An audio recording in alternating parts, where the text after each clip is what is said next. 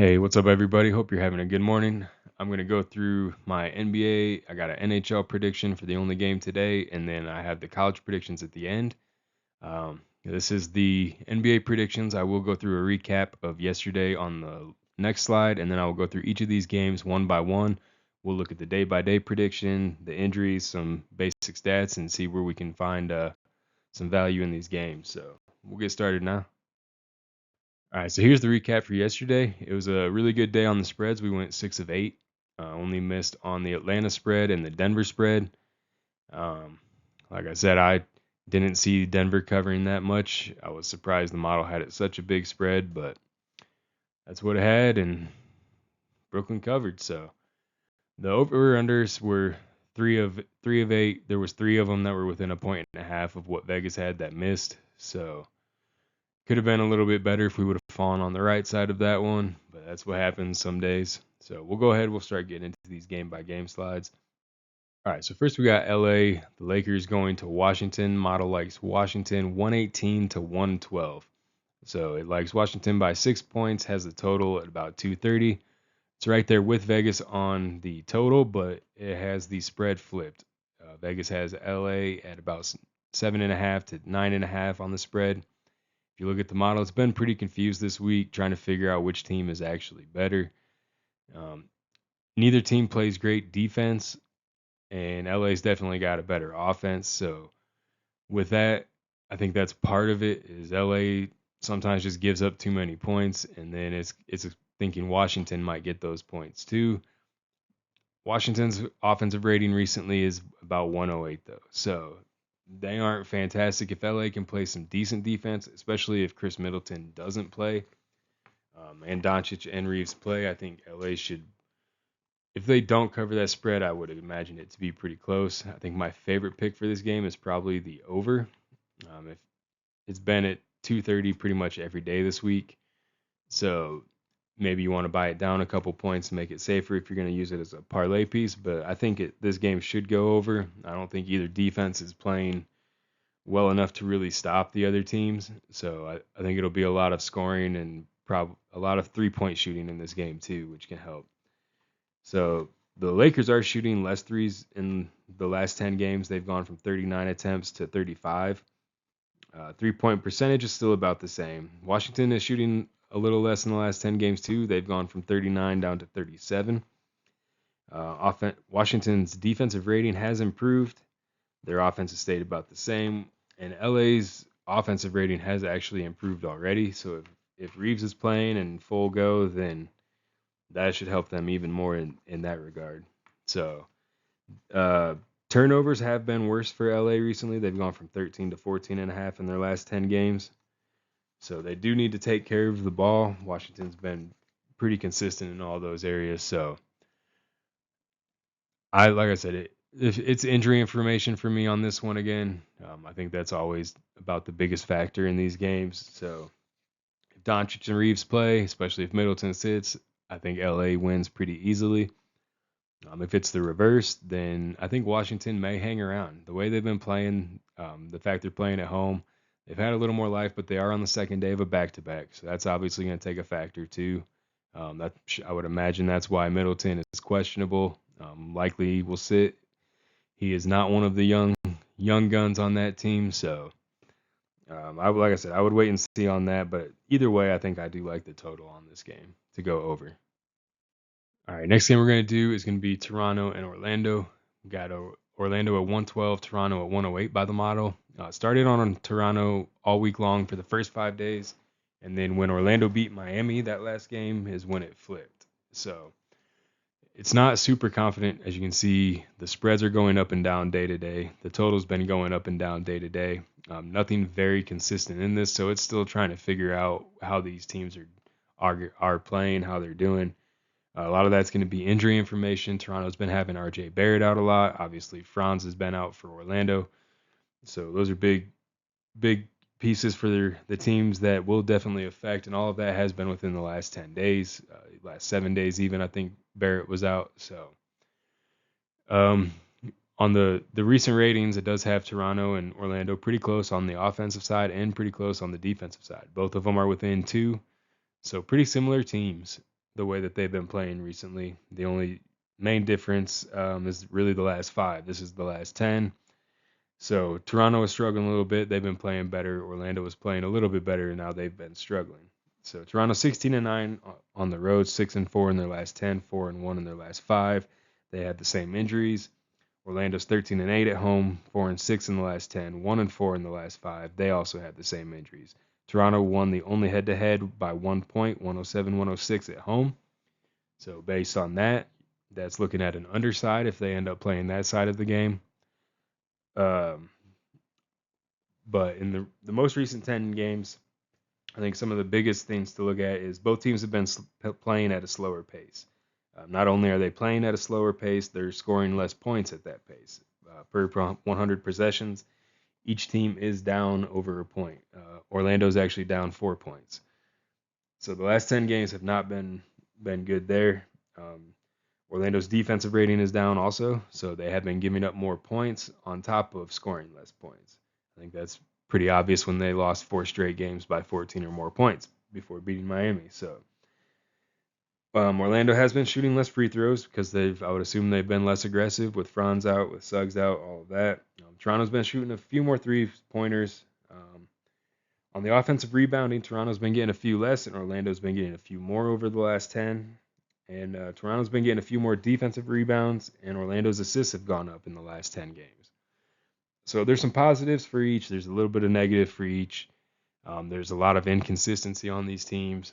So based on the last game, maybe you want to look at the under. Based on current defensive ratings, I think that would be a little bit riskier. I can see why the total is much higher for this game. On the spread side, I personally like Toronto, just the way Orlando's been playing. But Orlando has the potential. If Banchero and Bane can get hot, if Carter can start grabbing rebounds, if Anthony Black keeps up his hot streak, then Orlando can definitely win this game. The Vegas line did flip from Toronto to Orlando, but it's only been 1.5 on each side. So there's no real confidence anywhere in this game from Vegas, from my model. This might be a game where you take the team that you like to win and add a few points as a parlay piece. Adding points to either side, getting them at plus points should not affect the odds too much, and not with a 1.5 spread anyway. So I don't think I have a favorite pick in this game. I just think there's too much inconsistency. Like I said, I would probably lean Toronto, especially with them already being on plus points.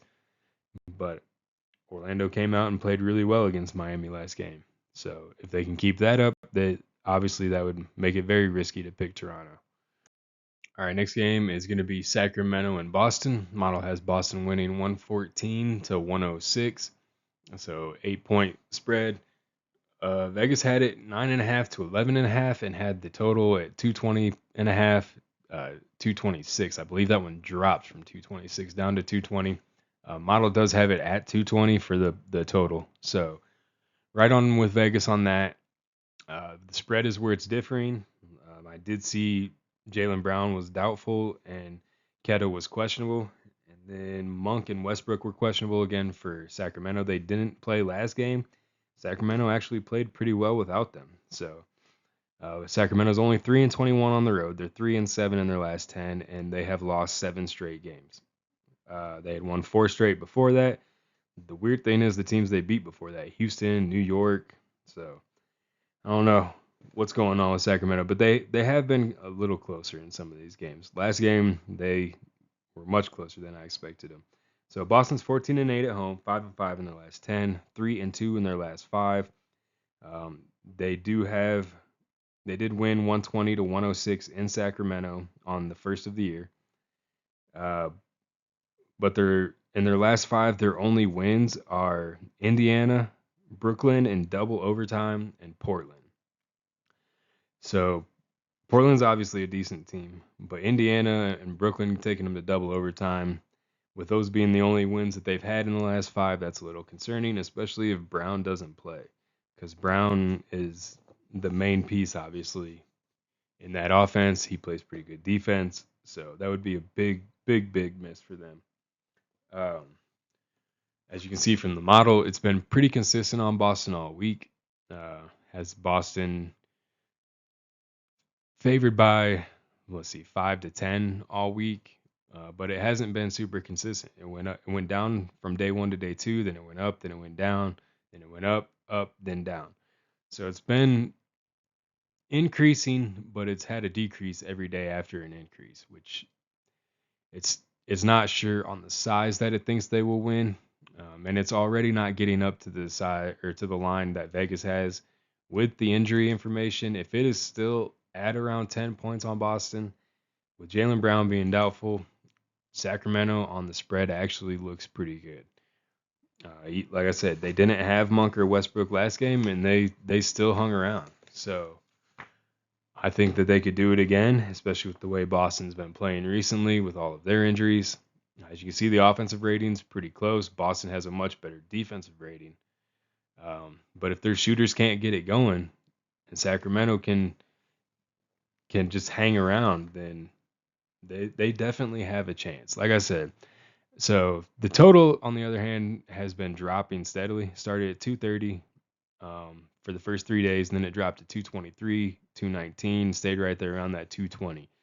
So the total seems way more confident, and the fact it's already been going down seems like it might be a game.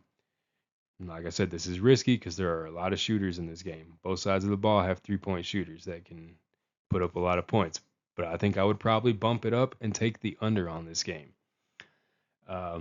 My favorite might actually be Sacramento on the spread if Jaylen Brown doesn't play, though. Especially if Keta doesn't play either, then Sabonis and Chua should be able to get a lot of rebounds in that game. So based on how they've played on the season versus their last 10 games, Sacramento is playing at a slower pace, but they've actually increased 6 on their offensive rating in the last 10 games with that slower pace. Boston, on the other side, has dropped 5 on their offensive rating and increased 5 on their defensive rating. So they're playing better defense, or at least teams are scoring less. But some of that could be the fact that Boston's scoring 5 less points. So maybe games just aren't getting pushed as far. So on all of that, to me, that shows the total going down. Sacramento's +1 on offensive rebounds. Boston's -1 on offensive rebounds versus their season average in their last 10. Sacramento's up 3 assists. Boston is down 1.5 assists in their last 10 versus the season. And Sacramento is getting 1 less turnover per game. They've gone down from 14 to 13 in their last 10 games. So they're taking care of the ball slightly better, still turn the ball over a lot. And against a good defensive team, that could be an issue. Derek White can get a lot of steals. So when Jaylen Brown is out, though, some of the players you might want to actually look at if he doesn't play, Anthony Simons has had 15 points or 16 in all 3 games that he did not play. Now, his threes, he hit 4 in the first one, only 1 in the next. So I think I would go more for points on Simons than threes. Hauser, maybe you're going to want to go for points or rebounds. He has increased on his rebounds every single game that Jaylen Brown didn't play. So rebounds might be a good spot for him if you're looking at props for this game. I would wait for the injury report, like I said, on almost every game, but there's some pieces that will be a big influence if they do or don't play. That's just, to me, that's a really, really big spread for a team that has only beaten and not even beaten bad teams that are struggling on the season. So I think I like the Sacramento side if the spread stays large. If it ends up dropping closer, I may like Boston more. I do think Boston probably wins the game, but I think Sacramento's got a shot. All right, next game will be Portland going to New York. New York does play better at home, and New York did win by 9 in Portland on the 11th of this month. So they won 123 to 114. Much higher total than what the model has and than what Vegas has right now. The model has New York at winning by 11, so covering the spread. And then they also have the total at about 223, 224, which is a couple points under the total. Like I said, last time was a 9-point spread, and it was a, 237-point total. So about 10 points higher than what they have it right now. Portland is 10-14 on the road. They're 5-5 in their last 10, 2-3 in their last 5, but they've lost 3 straight. New York is 18-6 at home, 5-5 in the last 10, 4-1 in their last 5, and they have won 4 straight. So if you want to look at hot versus cold, New York is definitely the hotter team. Portland is the colder team, and New York is going back home where they play better. So while I don't know if New York will get to a double-digit lead, I think they do have a really good shot at covering the spread. The model's been pretty confident. Started at 9, went down to 8, but then it's been going up to 9, 12, and then settled right around the 11 points for the last 2 or 3 days. So very, very confident. 5 days of 9 plus on the spread. And then the total has it right around that 221. Dropped a little bit, and then it's gone up. So it did make it up yesterday to about where the total is, and then it dropped again. I'm not sure exactly what it's seen that it's dropping it down, but New York is playing better defense. If you want to look at over the last 10 days versus their whole season, New York has improved by over 6 on their defensive rating. So that's a huge improvement. Portland's also improved. They've improved by 4. So still a pretty good team. Both teams are playing at a slower pace with lower offensive ratings and better defensive ratings. So that all signifies a lower total. But also both teams, again, like many NBA teams, they can score in a hurry. So I think this one, just based on the trends, does look like it's going to more of a defensive battle. Both are shooting fewer free throws even. New York's even got a lower free throw percentage, so that's going to be less points if that trend continues. Portland has fewer offensive rebounds, and New York has had 2 more offensive rebounds in their last 10 games than their whole season. So New York's been really improved on the offensive rebounds, but that hasn't necessarily turned into points for them. It's just probably slowed the game down a little bit more and lowered the total. So Portland does have more defensive rebounds in their last 10. They've had 2 more rebounds per game in their last 10 than all season, and they've turned the ball over almost 3 times less per game in their last 10 than they did for the whole season. So they're taking care of the ball a little bit better. That would be fewer points off of turnovers likely on a fast break for New York. So to me, it does look like this is trending perhaps on the underside, even though that first game there was more points. I think New York covering the spread might be the better option. Didn't really see any injury information that looked new. So I think on that side, yeah, I would probably lean on the New York. I guess they do have Josh Hart questionable and Miles McBride questionable. Portland's looking at Denny Avdia questionable, Williams questionable, and those still be without Henderson. Drew Holiday is playing. That definitely helps out Portland on the defensive side of the ball. If Avdia doesn't play, that will definitely help out New York on the defensive side of the ball. So I think on this one, check and see who's going to play. Hart and McBride. Hart, obviously, I think is the bigger piece for New York, and Avdia is the biggest piece for Portland. You're going to want to look for. If Avdia doesn't play, I think New York covers the spread. If he does play, I think it could be a little bit closer. And just the way everything's trending, it really does look like the underside of the game, but I don't like unders, so it's hard for me to really even try to take that one. All right, the next game will be Memphis going to New Orleans. New Orleans is favored by the model by 8 points, 120 to 112. In Vegas, it is around 1.5 to 2.5. But the total, I'm not sure if it's at the 233 or the 241 right now. It's a big drop in total. I think it went down. The model has it at 232, so if it's at the 233, it's a little bit on the underside, but pretty much right there with Vegas right now. Obviously, the New Orleans side is the biggest edge from the model, if you want to agree with that one. Memphis is 8-2 or 8-12 on the road. They're 3-7 in their last 10, and they're only 1-5 in their last 5, or 1-4 in their last 5. They've lost 4 straight games. So them and Orlando went across seas, and ever since they've come back, both teams have not been playing well. New Orleans is 7-19 at home. They're 4-6 in their last 10. They are 2-3 in their last 5. Memphis has won 2 of the games. One of them was opening night, 128 to 122 at home. And then in New Orleans, they won an overtime game, 133 to 128 at the end of November. New Orleans did win the most recent game on the 23rd of this month. They won 133 to 128, so a similar score to that overtime game.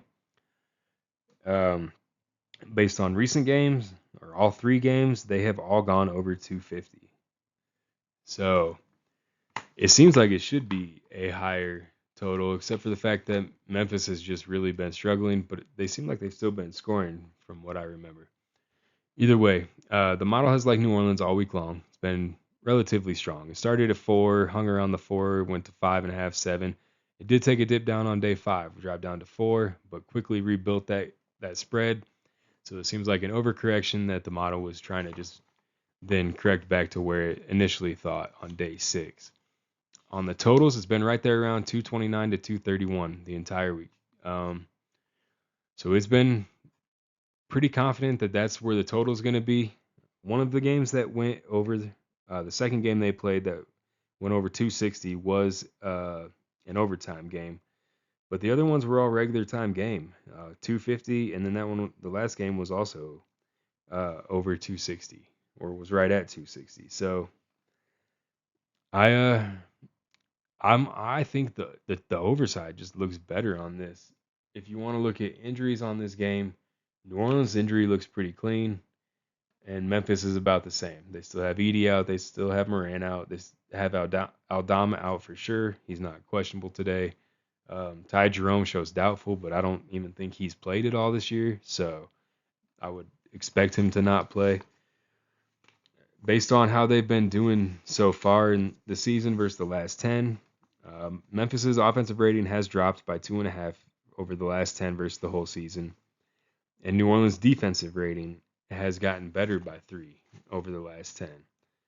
So both of those look at Memphis scoring less points than they have in the previous games. But there was a lot of points scored, so they can score less points and still end up eclipsing that total. I can see why they opened the market at 240 based on previous games, and it must have just gotten bet down really, really far already. If you want to look at free throws, Memphis has been shooting about 4 less per game in the last 10, and New Orleans has been shooting 3 less per game. So those are points off the boards. I don't know if they haven't been as aggressive. I'm not sure if it's players that are out. I would assume that Aldama, Edey, Morant, when they're actually playing, probably do help Memphis's free throws, but I didn't check to verify that. Offensive rating or offensive rebounds, Memphis is rebounding 1.5 more on the offensive boards from the last 10, and New Orleans is rebounding 1 less on the offensive board in the last 10. So that favors Memphis. Turnovers, Memphis has gone up about 2.5 or 1.5 in the last 10. And their fouls have gone down to 18 from 20. So both of these teams do foul a lot. It could have just been matchups that are also the free throws per games. Since both of these teams foul a lot, this could get the free throws back up if teams are aggressive, which could bump the total back up. So I'm not entirely confident on this game. Memphis has been struggling more. New Orleans hasn't been good all year. So they've shown signs. The model is obviously really confident in New Orleans with 8 points. I don't know why it's seen so much. I think a lot of that's just having to do with Memphis's recent struggles. Like I said, the model does use last 3, last 5, last 10 stats, rolling averages, and along with opponent matchups, quite a few different things. So when rolling averages, if like that 10th game was a really good game for Memphis, and then it fell off and their last game wasn't as good, that would be a drop in their points. Could be a reason. Like I said, I don't see it being that high. Obviously, it has the potential. I think I would be on the New Orleans side. I think I would probably try to take it a little safer, maybe on the money line. I don't think your odds would be too bad for that. But right now, Memphis's offense is struggling. New Orleans has gotten a little bit better. Neither defense is great. So this game, I think it really could just go either way. Even with the totals, previous games show really high, but I don't see them both being offensive teams that can do that every game. Then again, I didn't think Orlando could beat Miami for a fourth time, and they did after losing 14 points. So maybe the model's seeing it right here, and I'm seeing it wrong. All right, so we'll get into Cleveland and Phoenix. Cleveland is favored by the model 118 to 113, so a spread of 5 right there with the Vegas line. Has the total at about 231, so over the total. The market has been a little confused on this. A lot of injury information is impacting these games. Obviously, Booker's been out. Green's been out for Phoenix. I think Green's only played one game for them this year. He is questionable today, though. Booker's still out. Cleveland's missing Garland and Mobley again. That's all I saw. Nobody was questionable that I saw. So the Cavs did win the only game. They won 129 to 113 at home on New Year's Eve. And the model has just not been confident on this, though. Even with Cleveland having a 16-point win, obviously it's a different location now. Phoenix is on the second day of a back-to-back after blowing out Detroit yesterday. They were shooting really well. Such a streaky team, though. It's hard to know if they're going to keep that up today or not. I can see why that game increased the total. Just doesn't make sense to me that the Cavs spread actually increased instead of the Suns decreasing the spread. So the Cavs are 12-9 on the road. They are 8-2 in their last 10, and they're 5-0 in their last 5. Phoenix is 16-6 at home, 6-4 in their last 10, 3-2 in their last 5. Just some key things from the last 10 games. They're both playing at a slower pace. The Cavs have a better offensive rating by 2 and better defensive rating by 5.5 in their last 10 versus Phoenix has a worse defensive rating by 2 in their last 10. The only other things that really looked significantly different in their last 10 games was Cleveland has lost 1 offensive rebound. Both of them have lost 1 offensive rebound in their last 10 off of the season average. Phoenix is down 1.5 assists and down 1.5 turnovers in their last 10 versus the season. I would imagine the assists have a lot to do with Booker being out. Obviously, once Phoenix gets someone in there that can drive the ball, kick the ball back out to those shooters, their assists should go back up. But right now, they just don't have that player that can drive. They're going to be playing a tough team in Cleveland. If you look, Cleveland has the better offensive rating by quite a bit. Like I said, Phoenix is just too streaky without a playmaker that can drive.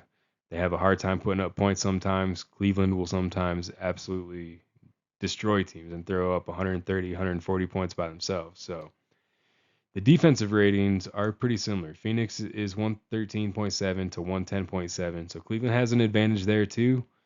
But their best defender is out today. Mobley isn't playing, so that's obviously going to hurt their defense. How much? Who knows? It's all going to depend on what Phoenix can actually get going. On this game, I think you might want to wait on a live bet type thing. If Phoenix got out to a really hot start yesterday, I think that at that point you probably would have not wanted to take Detroit on the spread, even though a lot of things were pointing to Detroit on the spread. Same with the over-under. I think that total, if Phoenix gets off to a slow start, at the very least, if you think it's going to be over, you could get a better line on it. So I think live betting this game is probably the better way to go. Just see how it starts. See if Phoenix can carry over some of that momentum or if Cleveland just puts a stop to that early. So that's how I feel on this game. All right, now we have the Clippers going into Denver. Denver on the second day of a back-to-back after hosting Brooklyn yesterday. The Clippers are the hot team right now. They are 9-15 on the road, but they're 9-10 in their last, or 9-1 in their last 10, 4-1 in their last 5. Against Denver, who's 13-9 at home, 7-3 in their last 10, 3-2 in their last 5. Denver has the only head-to-head win, 130 to 116, but that was all the way back on November 12th. A lot has changed, injury-wise, roster-wise, just the way they've been playing. Michael Porter Jr. did put up 7 threes on Denver yesterday. I know that's his old team. There was a little bit of emotion in that game for him, but you might look at Kawhi or Harden on some threes on this game because Denver is obviously leaking out there. But anyway, though, the model's been pretty strong on this. They've had the Clippers about 4-7 all week long. They've had the total 225 down to 223. So the total has been shrinking closer to the Vegas line, and the spread has been drifting up closer to the Vegas line and passed it to put it more on the Clippers side. The fact Denver's on the second day of a back-to-back, the fact that they are injured, they still have Gordon out, they still have Jokic out, they still have Johnson out, they still have Christian Brown out. Clippers actually do have Kawhi is questionable, but everybody else that's been playing looks good for them. I didn't see anyone else added. So based on how they've been doing on the whole season versus their last 10 games, the Denver pace has slowed. They're getting about 3 less possessions per 48 minutes per game. So, and also their offensive rating has dropped by 10. Their defensive rating has gotten a little bit better, has by 3. But the offensive rating dropping off is the bigger issue. They're scoring 10 points less per 100 possessions, and they're giving up 3 points less. So that's still a 7-point swing towards the opponent. On the other side, the Clippers have improved on both their offensive and their defensive rating. Their offensive rating's gone up by 2, defensive rating's gone down by 6.5. So that's a 4.5-point swing for them. So the swings on both sides all just favor the Clippers. The way the Clippers have been playing favors the Clippers. Denver's 3 points, attempts, and percentage is down. Their offensive ratings are down. Their assists are down. And the only good thing is their turnovers are down. So a lot of negatives for Denver. I know that they've been winning, but this is a team coming in that has been really hot. And especially if Kawhi plays, I just don't think Denver can hang around. I think once Kawhi, they know for sure he's playing, that spread, or it might even get bet up, I think that spread's going to just increase. Clippers have been winning. They've been playing really well as a team. And Denver on the second day of a back-to-back, already injured, already showing signs of decrease from all of these strains on the team. I just really like the Clippers in this game.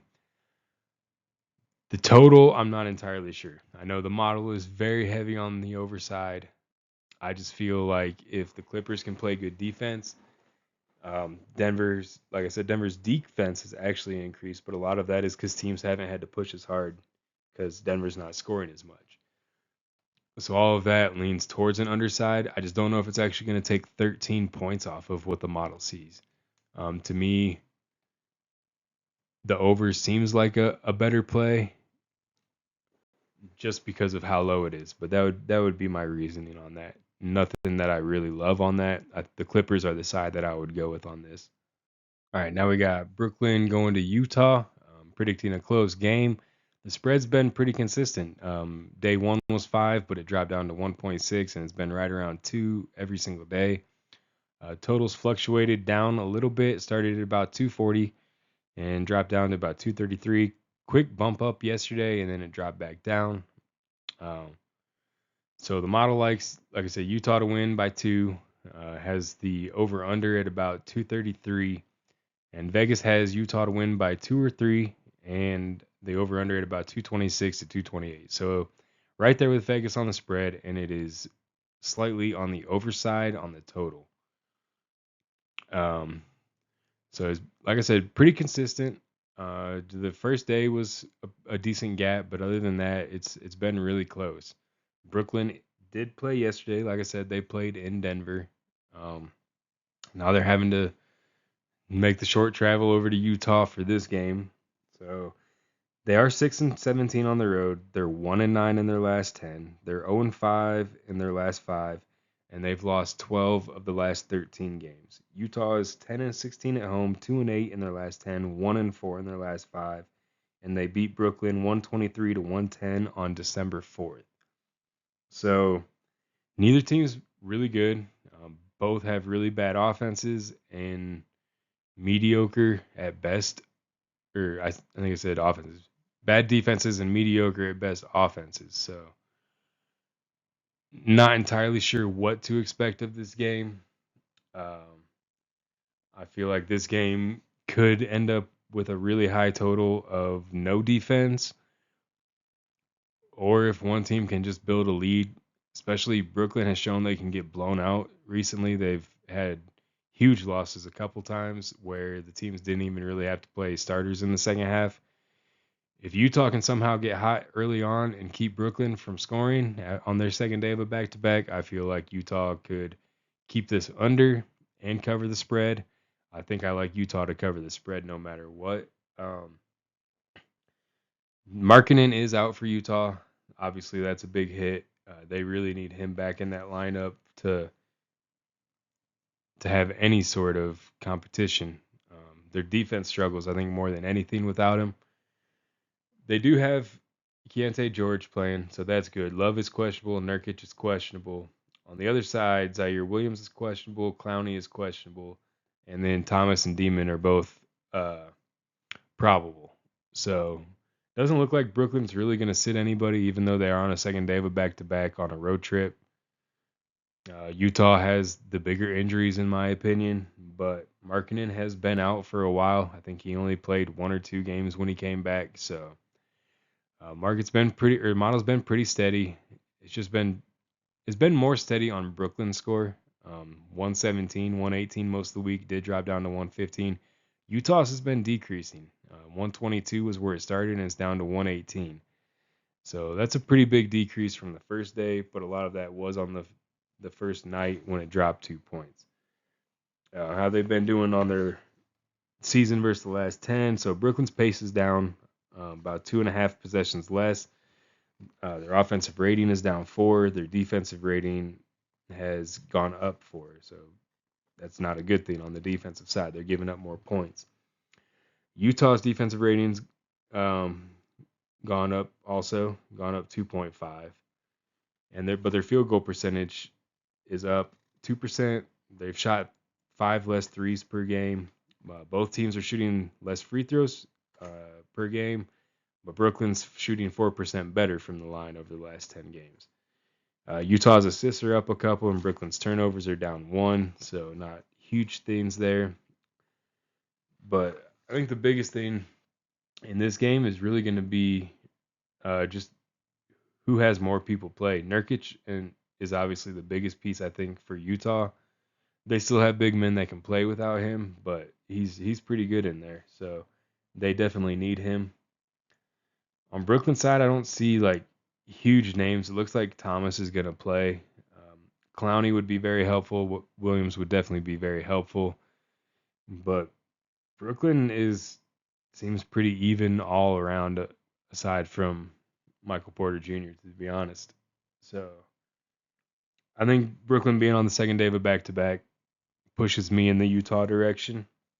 But I think this is really just a toss-up game. 2 bad teams with injuries, especially Utah with injuries. And just, yeah, not one I'm going for. I'm going to stay away from this one. But if I had to pick, I think I would just take the Utah spread. All right, last game we're going to have for NBA is going to be Detroit going to Golden State. Model likes Golden State 114 to 112. So 2-point spread for Golden State and 226 on the total. Market's pretty much right there. It had Detroit favored early, flipped to Golden State 1.5, and right there around 224 to 226 on the over/under. So Model and Vegas are thinking about the same thing. If you look at it, Detroit was favored to start the week, pretty much a push. Second day was still pretty much a push, but it was on the Golden State side. Then it went to Detroit pretty heavily. After Detroit got blown out last night, it thinks if Phoenix can score that much, then Golden State can score that much, especially with the way they've been playing recently. Total side has been, it took a dip, and then it shot back up. So both of these teams, Golden State has been scoring more recently and playing better defense with Butler out, which was kind of surprising. I thought that it might be the opposite, but they've been doing pretty well. So on this one, I think I would probably I still like Detroit. I got to be honest, I am a Detroit fan, but I just think they're too good of a team. I think they're too good all around. I think after getting embarrassed last night, it'll be more like a Houston sort of response in Philly after Philly last week when they came in and blew out Detroit. So that's my thinking. I like Detroit, but Golden State has been proving me wrong ever since that Butler injury. I really thought that was going to make them struggle really bad, and they've been seemingly playing better. So Golden State has the better offensive rating. Detroit has the better defensive rating by far on the overall side. But if you look at the last 10 games versus their whole season, both Detroit's pace is down. Their offensive rating has gone down. Their defensive rating has also gone down. So they're playing slower. They're scoring less points per 100 possessions, but they're also giving up 7 less points per possession. So still a net improvement of 4 because their offensive rating only went down 3. Golden State's playing at a faster pace now. Their offensive rating is up 1. Their defensive rating is down 2. So they've had a net increase of 3 on their points in 100 possessions. So both teams are actually playing better per 100 possessions in their last 10 games. Detroit's has just been more on the defensive side. And then obviously, as you saw last night, 3-pointers can eat them up. And Golden State is a team that can hit a lot of 3-pointers. I don't think there's any question about that. Both teams have been shooting more threes, and they've been shooting less free throws in the last 10 games. They've both decreased about 2 offensive rebounds per team in the last 10 games. And Golden State's been turning the ball over 2 less times per game in the last 10 games. So Golden State has really improved in the last 10 games pretty much all around. With that being said, you might want to take Golden State. I have the emotional heartfelt of a fan in this one with my Detroit pick. The model likes Golden State. The model does not have emotions. You might want to go that direction. The over-under is right there with it. I don't see this being a huge defensive battle, but I think they have the total high enough and low enough that it just doesn't make me want to touch it. If the 3-pointers get going, especially on the Golden State side, and they push Detroit, that's going to be too low of a total. If Detroit can actually play defense and close out on these 3-pointers tonight, then it should go under.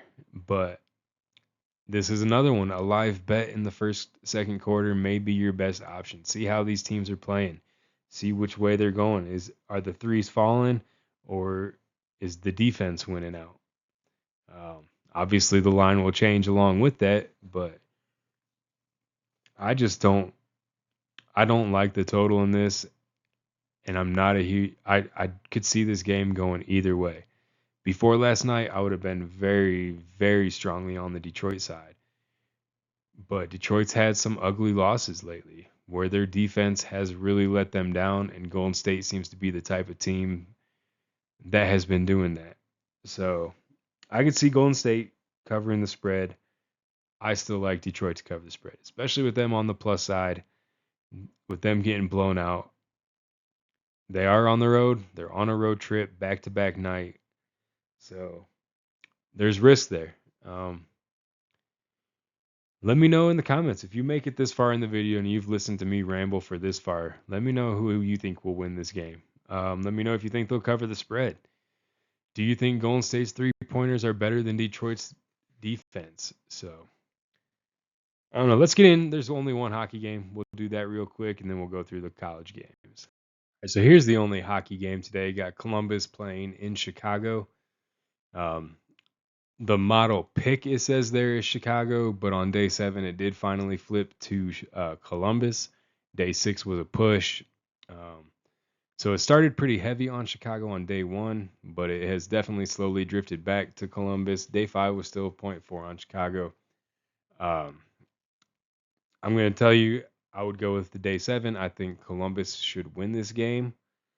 The only issue I have with that is Chicago looks like they are starting their main goalie, Spencer Knight, who he's had some games where he's given up goals early, but if he starts off hot, he has the potential for a shutout.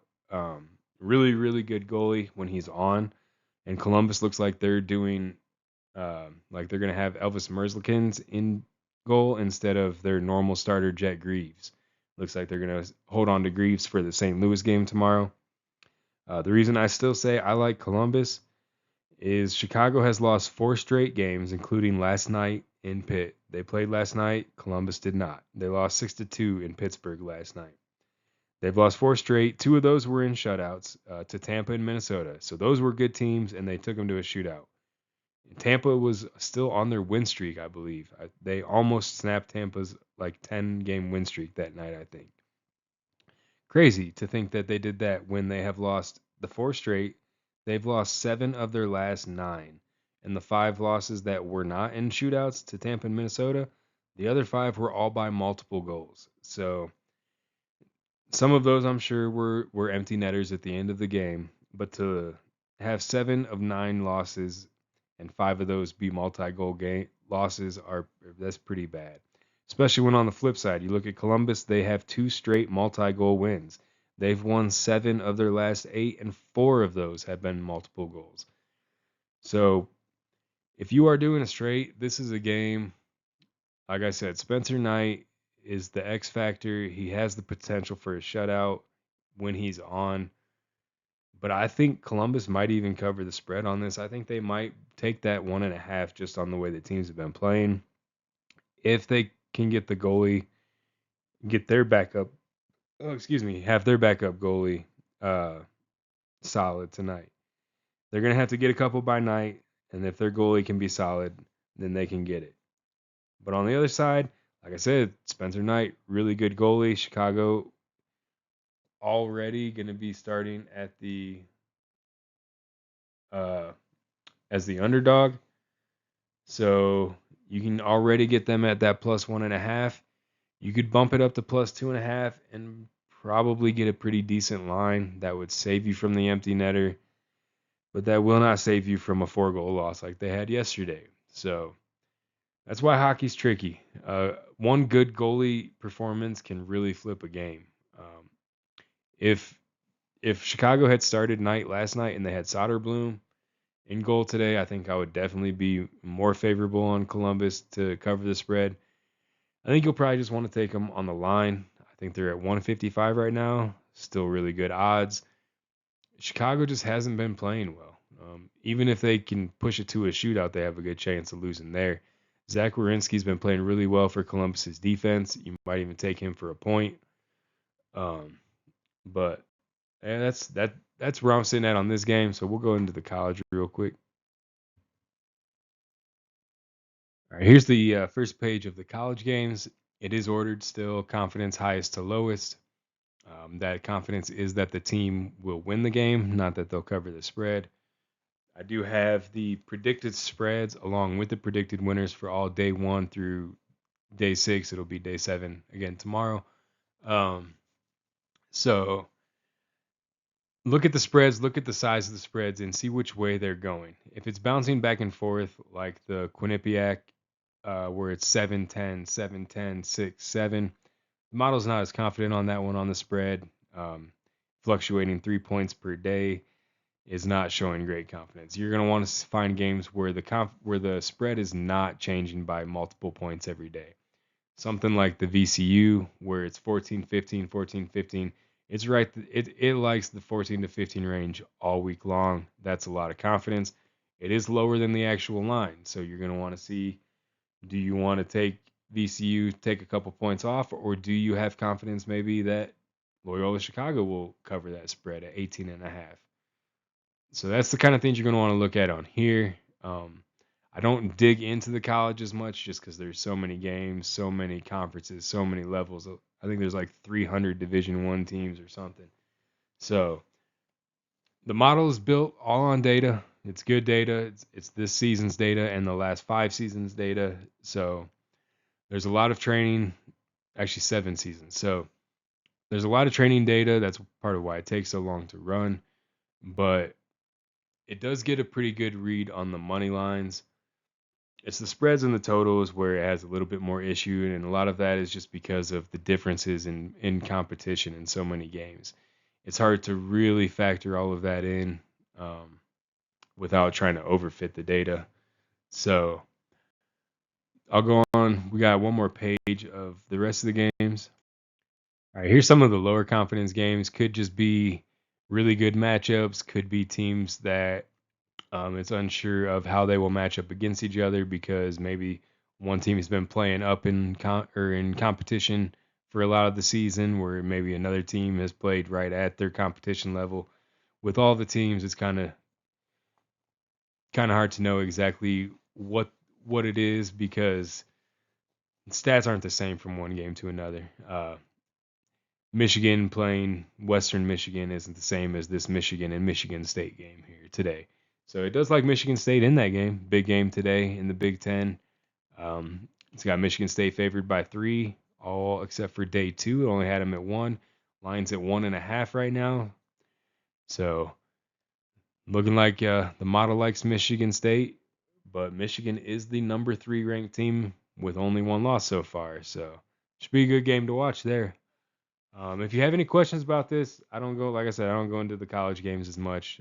I'll show you what the model likes, but there's going to be a whole lot of research that I would want to do before I gave my official plays on these that I have not done. So if you have any questions, if you want me to look into a game for you, let me know. I'm more than happy to if I have the time and I see it in time. If not, go ahead. If you want to like, subscribe, I would appreciate it. Once I can get to 50 subscribers, I can start to go live. So maybe I'll be able to help you out a little bit more with the questions you actually have instead of just putting it all together like this. So have a good day. Good luck out there. Make sure you do your own research and good luck.